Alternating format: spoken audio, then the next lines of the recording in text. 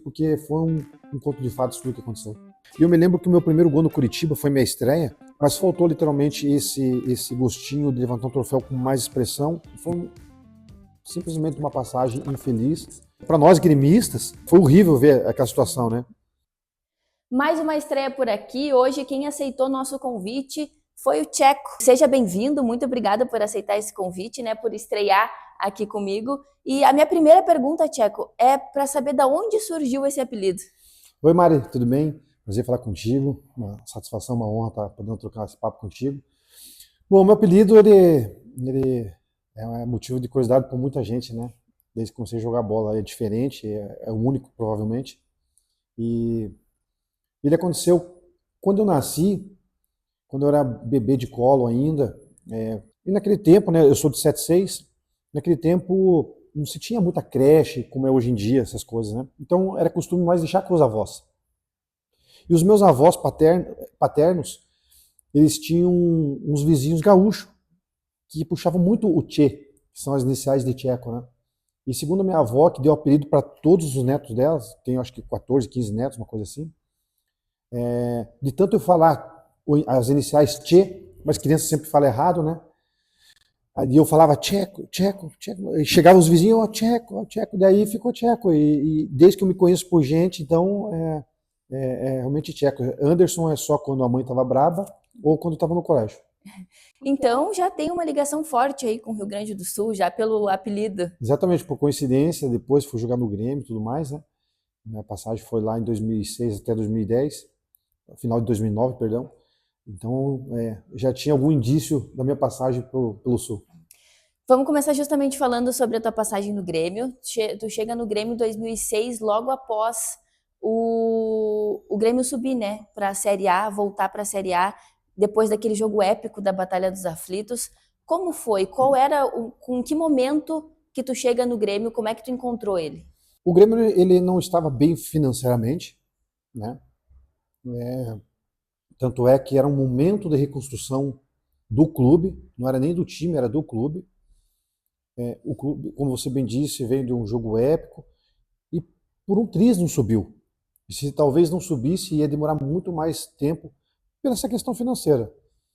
Só para você ter uma ideia, Mariana, na montagem de 2006, depois eu fiquei sabendo, muitos atletas de nomes não quiseram ir porque o salário era baixo e porque o clube não tinha condição, às vezes, de contratar um jogador, aquele jogador de nome, de impactante, que sempre foi uma característica da história do Grêmio, né? Então, realmente era um processo de reestruturação muito grande. E teve uma curiosidade, na minha estreia, nós fizemos a pré-temporada em Bento Gonçalves. E o Grêmio tinha mais ou menos uns 10 a 12 jogadores suspensos por causa da Batalha dos Aflitos, né? Por todo mundo para cima do juiz, aquele rolo todo que todo mundo sabe. Então, no banco de reserva, tinham 4 jogadores. E a minha inscrição, ela foi feita no último dia, porque aquela transição o mundo árabe para vir para cá era um pouco mais enrolado, né? Mas deu certo no dia do jogo. E no dia do jogo tinha feito uma preparação física forte de manhã. E eu nunca imaginava que ia entrar no jogo. E aí o que aconteceu? No intervalo, nós estávamos jogando contra o Veranópolis, lá em Veranópolis, era perto de Bento, e o mano acabou me utilizando, até chamei de louco naquele momento, né? Porque eu não tinha condição para jogar ainda fisicamente, e a gente acabou ganhando. E aí eu consegui bater o primeiro escanteio, que o Maidana fez o gol, e acabei fazendo um gol também, se eu não me engano, nesse primeiro jogo. E eu joguei com a camisa 13. Estava no banco de reserva, então foi a minha estreia pelo Grêmio. Então, realmente era um momento de reestruturação. Quando a gente vai para a Libertadores no outro ano, que foi uma coisa muito surreal também, porque ninguém esperava que a gente fosse classificar para a Libertadores, né? Ficamos em terceiro naquela ocasião. Hoje em dia vocês estão vendo tanto que é difícil classificar para uma Libertadores, e olha que tem mais vagas ainda a ser conquistado, e a gente conseguiu surpreender.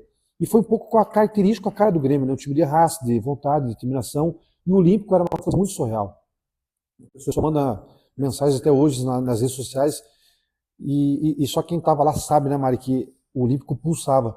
E isso fez muita gente fazer daquela trajetória o que o torcedor fazia dentro do Olímpico.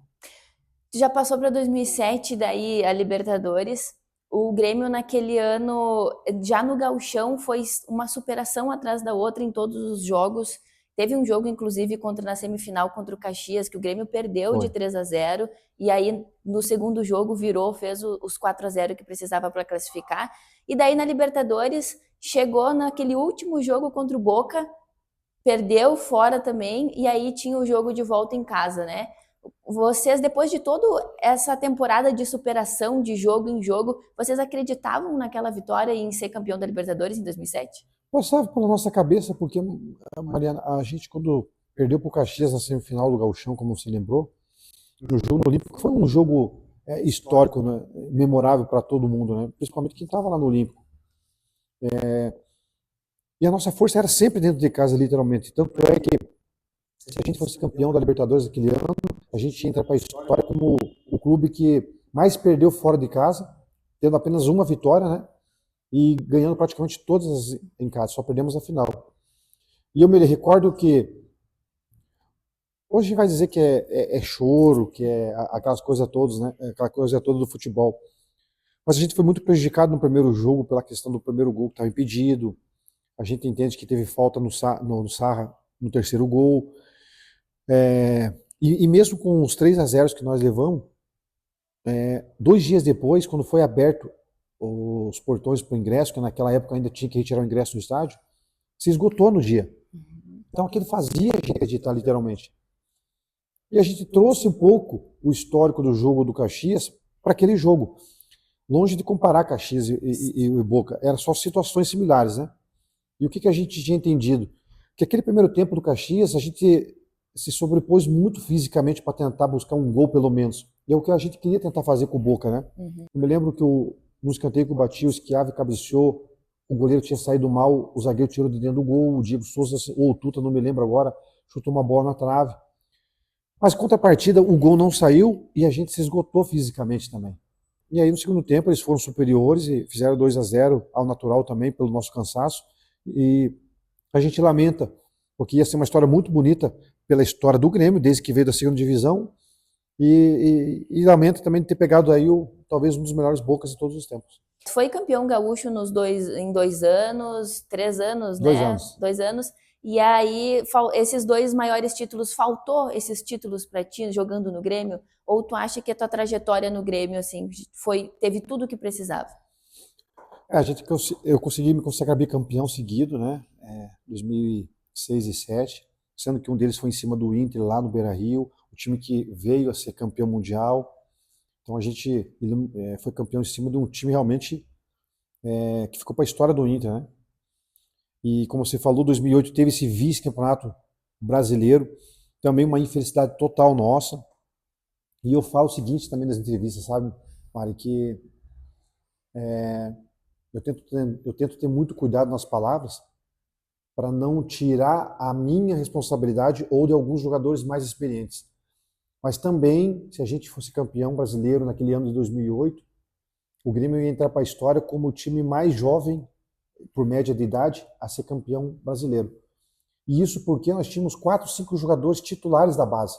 Mas esses jogadores jovens nos levaram a brigar pelo título. Mas uma determinada parte do campeonato, principalmente a reta final, faltou experiência. E eles não são culpados por causa disso. Porque eram jogadores jovens, né? Mas a única que eu quero dizer para o torcedor e para você, que a gente não conseguiu esse título realmente porque faltou um pouquinho de maturidade dentro do elenco construído. E por que o elenco não era melhor construído? Porque não tinha poder aquisitivo maior. Então, resumindo, esses jogadores jovens nos levaram à disputa do título, mas ao mesmo tempo também faltou um pouquinho de experiência, né? E foi uma pena. Faltou esse título de expressão? Faltou. Eu entendo que faltou porque, por mais que o Grêmio não vinha naquele ciclo das melhores da sua história, mas vinha num ciclo, sim, das melhores da sua tradição. E isso talvez faltou para mim carimbar. Mas, assim, eu não me arrependo de nada do que eu fiz. Acho que foram momentos muito importantes na minha vida como atleta, como pessoa. No clube também, porque muitos torcedores ainda reconhecem a nossa luta, a nossa forma de jogar. Nunca faltou alma para nós. E isso representa muito o torcedor dentro de campo. Mas faltou literalmente esse gostinho de levantar um troféu com mais expressão, que bateu na trave umas 2, 3 vezes, como a Libertadores, a do Brasileirão de 2008 e até mesmo a da Libertadores de 2009, que a gente foi eliminado na semifinal. E como é que foi ver o principal rival do Grêmio, o Inter, ser campeão mundial naquele 2006 lá contra um Barcelona que ninguém imaginava?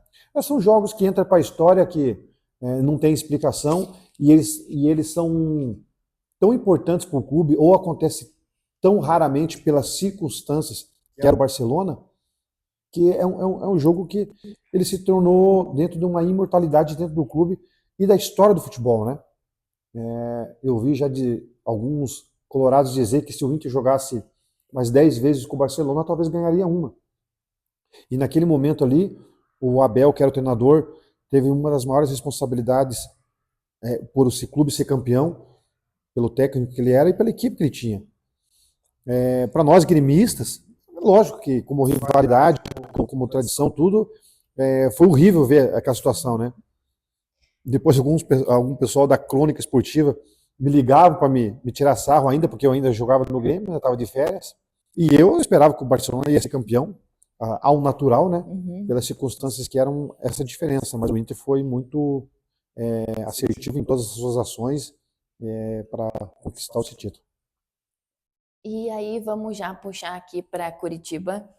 Tu começou no Paraná ainda na época do futsal, né? Qual que é a importância que tu vê no futsal hoje na formação de um atleta?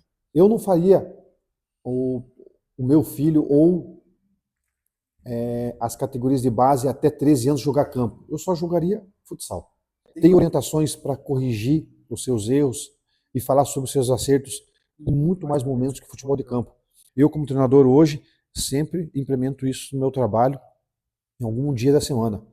O futsal trabalha toda hora a parte técnica. Domínio, passe, cabeceio, coordenação. Se trabalha muito pouco a coordenação no futebol. Uma coisa que eu tento implementar também com o nosso preparador físico. Enfim, eu acho que ele é crucial. Volto a te dizer, não sei qual momento de transição, sabe? 13, 14 anos é uma coisa ainda a ser estudado, mas eu acho que é a maior escola que tem de futebol de campo é o futsal, com certeza. Depois do Paraná, tu passa por alguns clubes até chegar no Coxa, passou pelo Malutron Isso. e até chegar no Coxa, mas aí juntando já Paraná e Curitiba, um momento memorável que tu teve de jogo, assim, o que tu mais lembra daquela época como jogador aqui? A minha estreia no profissional é um momento muito marcante. O meu sonho sendo realizado em entrar no Couto Pereira pelo Paraná Clube como titular, subindo as escadarias, que era uma coisa que eu sempre imaginava na minha vida, na minha cabeça. A gente se pensava muito pouco na questão financeira. Era mais sonho mesmo de criança, né? Então essas coisas realmente é muito marcante. E também não tem como a gente não associar o primeiro gol também, né? O que você vai fazer, para onde você vai correr, como é que é essa emoção, como é que é o sentimento na pele. Então são emoções assim que a gente acaba emocionando. E eu me lembro que o meu primeiro gol no Curitiba foi minha estreia, e isso também ficou muito marcado na minha vida. Foi um pênalti que o da Silva, o centroavante da Silva, foi bater, e ele errou, e eu peguei o rebote e fiz o gol. Foi contra o Vitória da Bahia. Foi no Couto Pereira. Quando eu fiz o gol, eu acho que naquele dia no Couto tinha aproximadamente umas 20 mil pessoas. Aquilo que eu acabei de falar, você corre, nem sabe para onde está correndo, aquela vibração total. Mas quando eu cheguei em casa, na casa dos meus pais, falei, pai, caramba, você viu, consegui fazer um gol lá, fui pra torcida e tal. Aí a primeira coisa que ele me alertou e aquilo ficou na minha vida, né? Não, você não fez um gol só para 20 mil pessoas. Amanhã, milhares de coxa branca vão acordar sorridente, você mudou o humor das pessoas para a semana, vão se falar no teu gol e nos jornais, e isso vai irradiar eles também. Então não é só futebol, é muito mais que futebol. Então aquilo ficou na minha cabeça gravado também. E coletivamente, com certeza, os títulos que eu conquistei. Desde que eu te conheci aqui em Curitiba, eu vejo que tu é muito aberto, assim, tu é bem receptivo. Como é que é a tua relação com os torcedores, tanto aqui quanto lá no Rio Grande do Sul? Como que tu lida com os torcedores? Porque aqui também, lá tu também é tratado como ídolo e aqui também, né? Como que tu lida com essas coisas? Isso também ficou muito vivenciado na minha memória quando a gente foi jogar futsal no interior. E quando a gente parou num posto de gasolina para abastecer o nosso micro-ônibus, estava o ônibus do Atlético Paranaense também parado no posto. E a gente vendo os jogadores, né? Tinha 12 anos, 11 anos. E a gente foi pedir autógrafo para os jogadores, normal. E teve um jogador que não quis dar. E eu não me lembro por quê. E eu fiquei, aquilo ali me marcou tanto, né? Eu falei, mas por que o cara não quis dar um autógrafo? Aquilo lá ficou martelando na minha cabeça. Aí eu falei, ah, cara, se um dia eu conseguir ser jogador de futebol, eu vou tratar sempre bem os torcedores, né? Então, desde então, aquilo ali começou a já me semear esse tipo de ações com os torcedores. E principalmente no Grêmio, eu tive muito aproximação por ser capitão, por tudo aquilo que a gente já conversou, e foram chegando histórias muito ligadas a mim, por alguma razão. Uma delas, Mário, bem rapidinho, na minha despedida do Grêmio, no meu último treino, eu atendi todo mundo que estava lá. Falei, pô, vai ser meu último dia, nem que eu termine aqui às 2 da tarde e vou atender. Naquela época ainda tinha Não- treino aberto, né? As Isso, pessoas exatamente. ainda iam. Que era muito legal. E aí, num determinado momento, o Fernandão, que é a segurança do Grêmio até hoje, ele tinha falado assim, ó, Tcheco, aquela mulher ficou ali para falar com você sozinho, porque ela quer te dar um abraço. Eu não entendi o porquê. Fui lá, dei um abraço nela e ela começou a chorar compulsivamente. A neta dela estava perto, falou assim, Tcheco, acho que vou levar ela porque ela vai passar mal. Eu falei, não, por favor, leva ela. E ela não conseguiu falar nada. E ela só me deu um abraço forte, assim, de 1 minuto mais ou menos. Eu falando algumas palavras para ela, tudo. E ela saiu. Aí o Fernandão veio e falou comigo assim, ó, ela está com câncer e um dos sonhos delas era te conhecer pessoalmente. Ela mora aqui perto de Porto Alegre. Então aquilo ali, sabe, a gente não tem explicação o que a gente gera para as pessoas. E o mínimo que a gente pode dar é um pouco de atenção. É lógico que tem algumas situações que não tem como a gente dar atenção por algum motivo. Mas a maioria das vezes, quando eu posso, com certeza, eu sempre tento tratar da melhor forma possível, porque a gente está ali por causa deles e de alguma forma a gente, não sei como, é importante para a vida deles. Tiago, fazendo a transição agora para tua carreira de treinador, tu quando para ti começou a tua carreira de treinador? Porque em 2013 tu assume o Coxa por alguns jogos Uhum. e daí volta a ser auxiliar técnico e aí em 2018 tu volta de novo, assumir o Coxa por Isso. alguns jogos de novo. Quando que tu, a partir de quando tu para ti começa a tua carreira de treinador? Quando eu comecei a já passar pela minha cabeça a aposentadoria como atleta, a gente literalmente, por mais que se prepara, a gente não está preparado para isso. Afinal de contas, a gente faz isso a vida toda. E passou pela cabeça de um dos dirigentes do Curitiba, um deles foi o Felipe Ximenes, hoje está no Joinville. É um convite, ó, caso você se aposente, você pode ficar na comissão técnica, a gente entende que você tem perfil para isso, você pode começar a ver se você cria gosto para isso. Me deixou um pouco mais tranquilo. E aí a gente acabou perdendo a final da Copa do Brasil para o Palmeiras. E era no meio do ano a Copa do Brasil ainda. E aí eu pensei, aí resolvi parar. E já me integrei à comissão técnica como auxiliar do clube.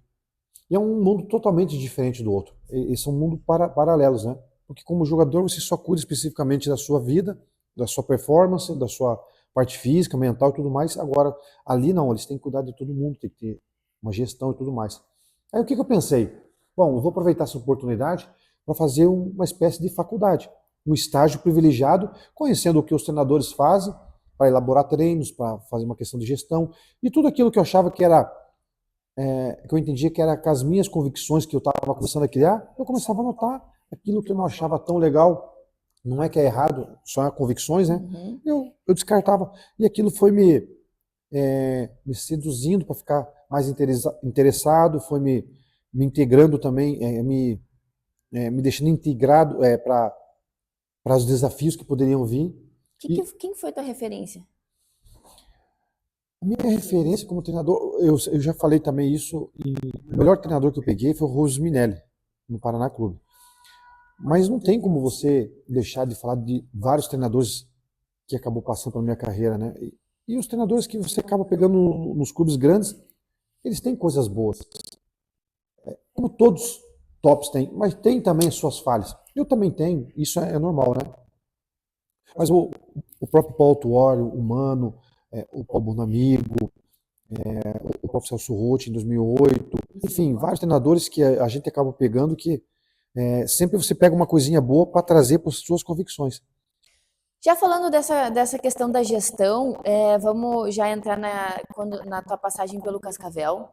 E aí, como eu tava te falando em off, tu me deu um furo, Sim. né? Eu fui te entrevistar na pré-temporada pro Campeonato Paranaense, e aí te perguntei lá dos jogadores que tu acreditava que iam ser destaque na competição, Uhum. e aí tu me contou que um deles tu acreditava que seria o João Pedro. Na época, o João Pedro tinha sido afastado, né, por problemas de depressão, né, Aham. de saúde mental, e aí ele retorna no Cascavel, e em algumas entrevistas dele, ele inclusive comentou que tu tratava ele de uma certa forma diferente, que tu entendia quando ele não estava muito bem, quando, né, ele precisava de um tempo.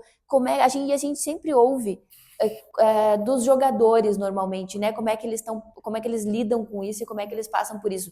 Mas como que um técnico lida com um jogador que está passando por isso? É tudo aprendizado também, né? A gente não recebe essa cartilha nos cursos para a gente poder agir de tal forma. E aí, o que que eu pensei? Entendendo mais ou menos o que que a princípio a depressão causava, quando eu conversei com o João, a primeira coisa que eu falei para ele, eu falei assim, ó, hoje o que é mais importante não é o teu compromisso com o clube. Você tem um acordo assinado com o clube, mas o presidente está sabendo também. Então, deixei ele muito tranquilo. Ele era autorizado pelos médicos para tomar o remédio, né, para apresentar também para as federações que se assim necessitasse. Ah, se você não se sentir bem no treino, pode pedir para sair. Deixei ele muito tranquilo em relação a esses aspectos, entendeu? E eu acho que isso tomou uma segurança muito grande para ele continuar. E aconteceu dele não ir para o treino algumas vezes, né? E a gente só ligava para saber que tá tudo bem, tá medicado, tá acompanhado. E de uma forma muito simples, muito natural, ele respondia as coisas também de uma forma muito bacana. Que o futebol ajudou ele e ele também ajudou o futebol, porque nós chegamos à final, até ele fez o gol contra o Londrina, lá em Londrina, que daí levou a nós a condição de disputar a final em casa e perdemos nos pênaltis. E ele foi um dos destaques realmente do campeonato, né? Então o João ele foi muito especial naquele momento, para mim como uma experiência, para o futebol e para a vida dele também. Eu acho que ali ele se fortaleceu porque ele estava se medicando. Depois, um tempo depois, ele ficou melhor e graças a Deus ele conseguiu daí desempenhar em outros times. Ele retornou já para o Cascavel novamente, mas o importante é a saúde que ele conseguiu resgatar e está bem. E no Cascavel, vocês conseguiram várias coisas inéditas, né? Na época Uhum. que tu estava lá, chegaram ao brasileiro, mas aí teve algumas derrotas aí que doeram, né, Foi. Tcheco? Como é que foi? Para minha experiência como treinador, né, eu ainda era novo como treinador, era meu segundo clube, terceiro clube, né? Em 3 anos era meu terceiro clube e levar o clube a uma final de estadual invicto. Isso era a primeira vez que tinha acontecido na história de todos os futebol, de todos os estaduais do Brasil. Chegar a uma final invicto, um time do interior. E nós perdemos um pênalti, literalmente bateu na trave, né? O Carlinhos, nosso lateral esquerdo, foi bater uma cobrança alternada, bateu na trave e a bola foi para fora. Essa para mim foi uma das mais dolorosas.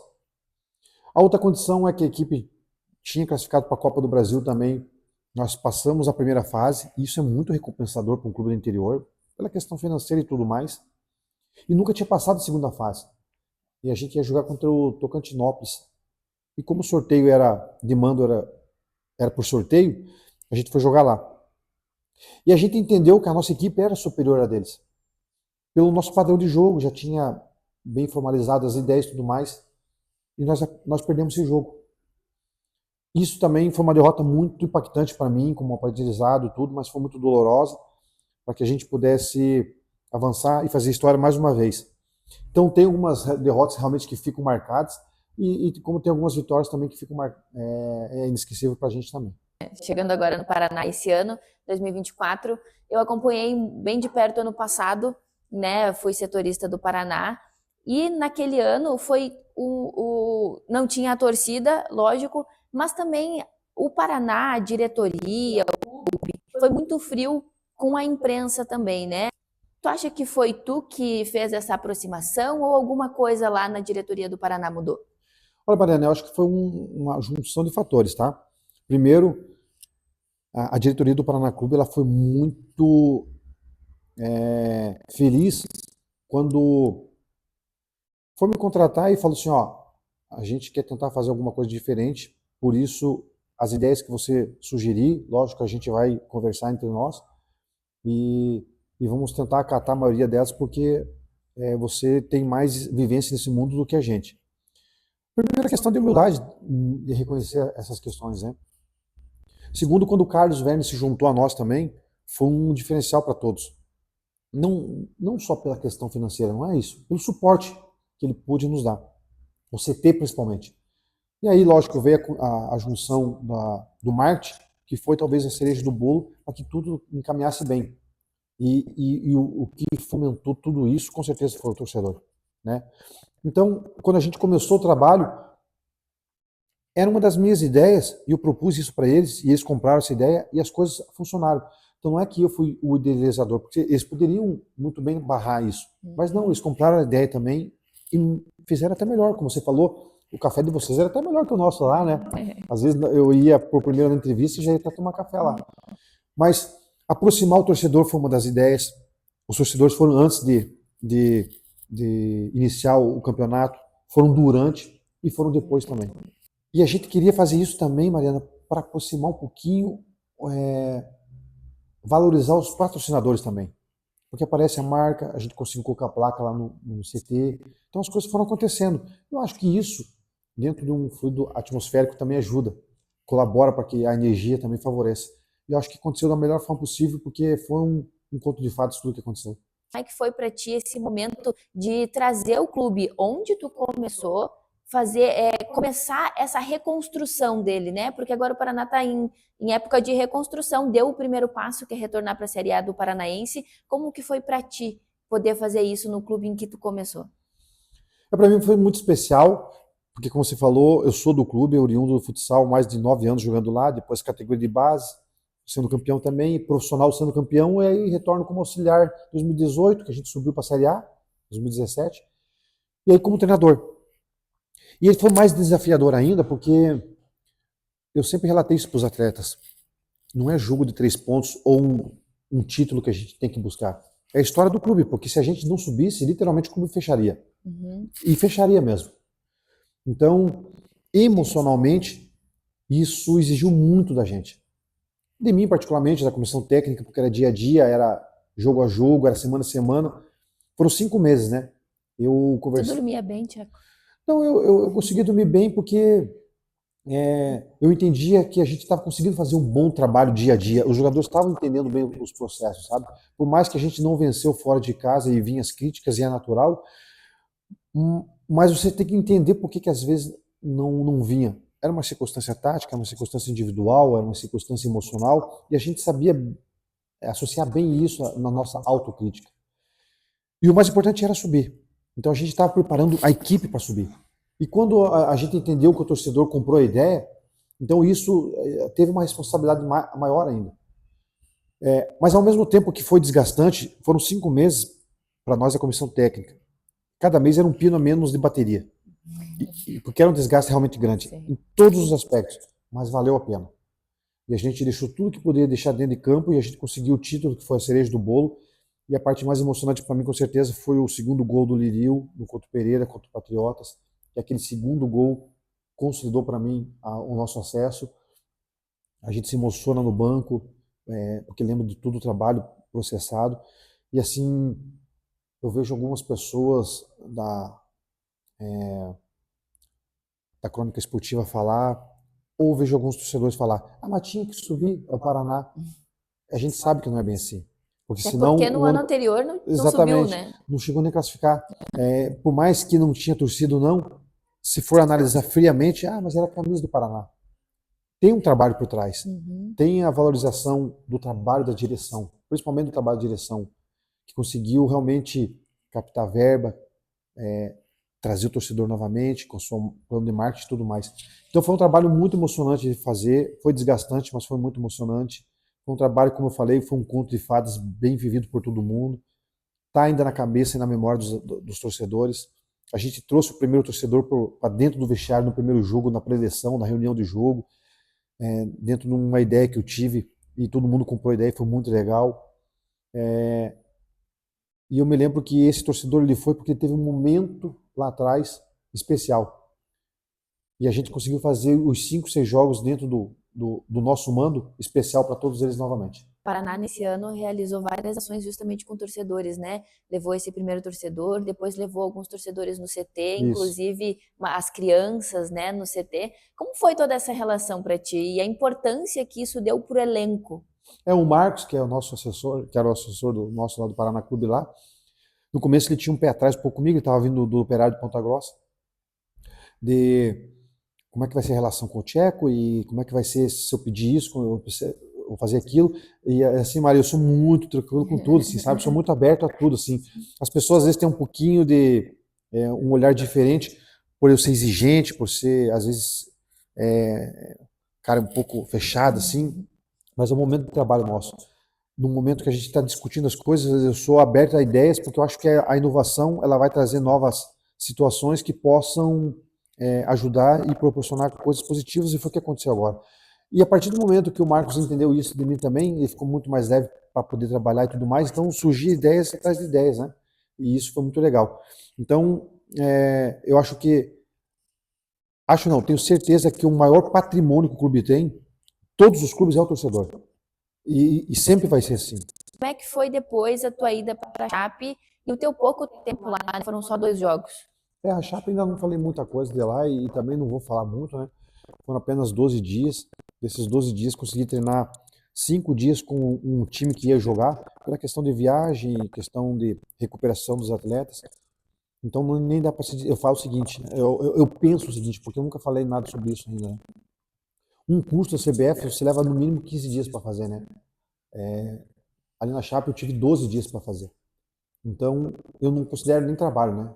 Foi simplesmente uma passagem infeliz pelas circunstâncias que ocasionaram lá e não tenho isso como um trabalho elaborado, porque não tem como ser um trabalho elaborado, né?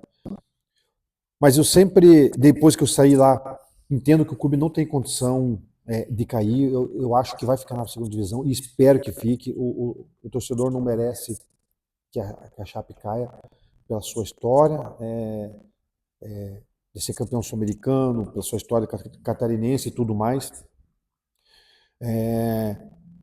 E porque é um clube que merece ficar. Literalmente, conheci as pessoas que trabalham lá dentro do clube, que são pessoas especiais também, e geralmente é assim dentro dos clubes, né? Mas é lógico que foi uma passagem que eu quero esquecer na minha carreira, mas tudo é experiência, né? E eu vou levar essa experiência para os próximos trabalhos com certeza. Tiago, chegando agora nos momentos de hoje, o que tu acha que vai ser do Paraná no Campeonato Paranaense ano que vem? Bom, eu acho que o Paraná, independente se eu for trabalhar ou não na sequência, ele vai ter um ponto muito positivo, mas as outras equipes também que vão estar brigando pela Série D também vão ter esses pontos positivos, que é o quê? Classificar simplesmente entre os 8. Já que o Maringá conseguiu sua vaga para a Série C, isso abre mais uma vaga na Série D no sentido de classificação. Então acho que é uma tendência, porém não vai ser tão fácil também assim. Eu acho que a equipe do Paraná, o clube, tem que se organizar o mais rápido possível para as contratações, porque já acabou a Série C praticamente, já acabou a Série C, a D já acabou, e os atletas começam a já fazer seus pré-contratos e contratos com as equipes. Então o clube tem que se organizar o mais rápido possível para não perder atletas interessantes, porque eu acho que a torcida vai lotar novamente todos os jogos em casa, porque são o único campeonato que o clube tem, e o mando vai ser muito importante, vai jogar um jogo a mais fora de casa. A estreia, se eu não me engano, é contra o Atlético Paranaense, pela questão aí dos campeões da Série A e B, né? Então já vai ser um clássico e um clássico interessante, mas eu acho que tem totais condições, mas desde que se organize o mais rápido possível também. O Coxa na Série B, sobe ou permanece? Eu acho que ficou muito difícil, né, pelas condições que se encontra nessa reta final, e não só pelo número de vitórias que tem que conquistar, mas da maneira que vem jogando assim, ele não traz essa confiança para a gente acreditar, né? Então acho um pouco difícil. Então vejo que é realmente um momento difícil do Curitiba, mas a gente sempre tenta olhar com bons olhos para o futuro. E o momento do Atlético, então, tu acredita que o Atlético vai ficar na primeira divisão ou ele corre sério risco de ser rebaixado? Acho que o Atlético pecou muito nas suas tomadas de decisões num ano de centenário, né? Eu falei isso em algum momento também numa outra entrevista e me meteram o pau também, porque eu não traria num ano de centenário um treinador novo na casa dos 30 anos, pela responsabilidade que é um clube centenário que está fazendo o aniversário, pelas competições que tem. Eu achei muito arriscado pela falta de experiência, né? Nesse sentido. E é só uma opinião. E quem achar o contrário também está tudo bem. Agora o Paulo Tuori acabou dando uma entrevista para dar algumas justificativas, né? Eu admiro tanto o Paulo porque eu trabalhei com ele, fui capitão dele, e ele deixou explícito também que faltou um pouquinho de organização para formalizar algumas tomadas de decisão, né? E elas são muito claras pela situação do clube, né? Sim. Ou por alguns erros de contratações, como atletas ou treinadores, aí é da gente sempre debater sobre o assunto, e de questões internas, que sempre acontece também dentro do clube. É normal. Ocasionou de ser no ano do centenário. Então, eu acho que isso está sendo muito prejudicial para os resultados dentro de campo também. Agora, se o Atlético vai cair ou não, eu acho que tem mais possibilidade do Atlético ficar na primeira divisão do que, por exemplo, do Curitiba subir. Mas as coisas, tudo pode acontecer ainda se o Atlético não mudar a chavinha. Ele tem essa condição muito real de ficar, mas tem que mudar essa chavinha. Precisa melhorar nessa reta final, né? Eu particularmente espero que o Atlético fique na primeira divisão, porque eu não quero ver o estado nosso sem um representante na primeira divisão, por mais que seja um clube que eu não joguei e tenho como adversário, né? Porque eu acho que é importante o clube ter essa representatividade dentro da primeira divisão. Acho que seria uma catástrofe se isso acontecesse literalmente para o nosso estado, né? E volto a te dizer, se o Atlético cair, se torna muito mais difícil ainda a segunda divisão para todos, porque é mais um clube aí de naipe grande que vai cair e para voltar os outros clubes têm uma dificuldade maior ainda. Um jogo rápido agora. A camisa mais bonita que tu já vestiu? A do Grêmio. Do Grêmio? É. Algum ano específico? A de 2006. A de 2006 para mim é uma das mais bonitas. E a de 2007 era bonita, a manga longa. Porque de um lado só dela ela era toda preta e do outro lado era toda azul e dava um contraste legal. O gol mais bonito que tu fez? O gol mais bonito? Não foi o gol mais bonito assim, mas ele é tão marcante para mim porque foi numa atmosfera do Olímpico, foi uma atmosfera do campeonato, que foi a Copa Libertadores, aquele Grêmio contra o São Paulo, que fez o primeiro gol. Foi um gol muito impactante. Todo mundo do Grêmio lembra desse gol. E o título mais marcante para ti na tua carreira? Foi lá no Etihad, quando a gente foi campeão da Champions League da Ásia, pela primeira vez. A gente foi 2 vezes seguida, mas o primeiro foi o título mais importante porque ele teve teores de batalhas dos aflitos, tá? E foi numa final também, foi no jogo lá na Coreia. O jogo ele terminou 5-0, a gente precisava ganhar de 3. Mas só que o jogo, é difícil explicar em poucas palavras aqui, mas ele teve um contexto tão surreal, porque a gente marcou os gols tudo no final do jogo também. Então ele teve uma dramaticidade muito grande e foi o título para mim mais especial. O melhor jogador com quem tu atuou? O Ronaldo Fenômeno no Corinthians. Ele, por mais que ele estava no final de carreira, ele é uma pessoa espetacular e foi um jogador mais espetacular que eu joguei. Tcheco, e agora qual que é teus planos e um sonho, né, da tua carreira? O que tu almeja, onde tu almeja chegar? Bom, como treinador, eu almejo chegar na elite do futebol. Eu entendo que a segunda divisão do Campeonato Brasileiro ela já é elite do futebol, porque ela comporta clubes que têm estruturas para trabalhar, sempre está na mídia, com os jogos sendo televisionados, então eu já entendo que é elite de futebol. Eu consegui chegar na Chape, mas foi muito meteoro, foi muito relâmpago a minha passagem, então não considero uma passagem ainda assim da maneira que eu sempre sonhei. Então é chegar na elite de futebol ainda. Acho que as coisas vão acontecendo devagarzinho, não tenho pressa para isso, muito pelo contrário. Acho que você ter um plano de carreira é muito mais importante do que você chegar rápido e bater e voltar. Tiago, eu te agradeço muito pela entrevista, por ter vindo aqui. A gente poderia ficar falando a tarde inteira, Verdade. né? Porque tem bastante assunto aí de várias coisas, mas te agradeço por ter vindo aqui, por ser o meu primeiro entrevistado aqui nesse canal. Eu que agradeço, te desejo boa sorte, tá? Obrigada. Deus abençoe nesse novo projeto, vou estar acompanhando sempre também. E agradecer ao torcedor pelo carinho de sempre, nas redes sociais ou por onde a gente passa. Isso é muito motivador para a gente continuar também. Um grande abraço a todos.